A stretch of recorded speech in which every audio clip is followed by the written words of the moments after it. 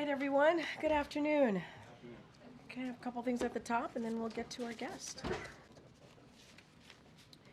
Today, President Biden signed an executive order establishing the White House, bless you, establishing the White House Initiative on Advancing Educational Equity, Excellence, and Economic Opportunity through Hispanic Serving Institution, alongside nearly 24 champions for these institutions and Latino communities.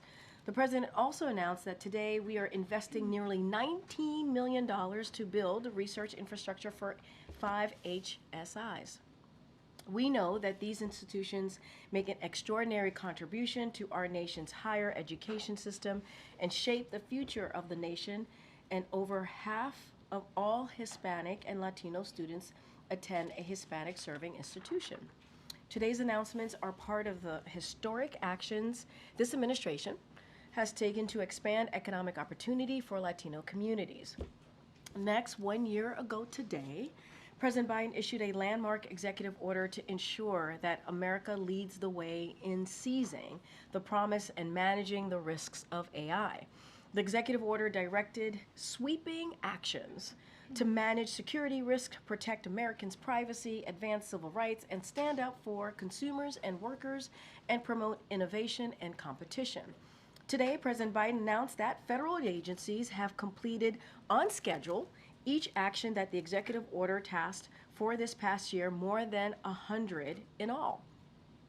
As President Biden has said, AI is the most consequential technology of our time.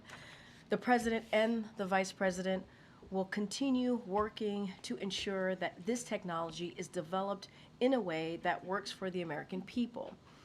We have Chair of the Council of Economic Advisors, Jared Bernstein, with us today to talk about some recent economic news. The economy has grown 12.6% under this administration, more than any presidential term in 25 years.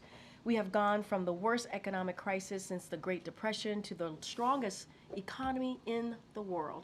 16 million jobs created and the lowest unemployment of any administration in 50 years.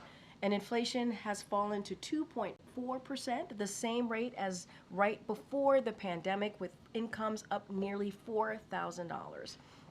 Still, we know that there is more work to do, and we'll keep fighting to lower costs and grow the middle class. With that, Jared, I know you have more to share about this.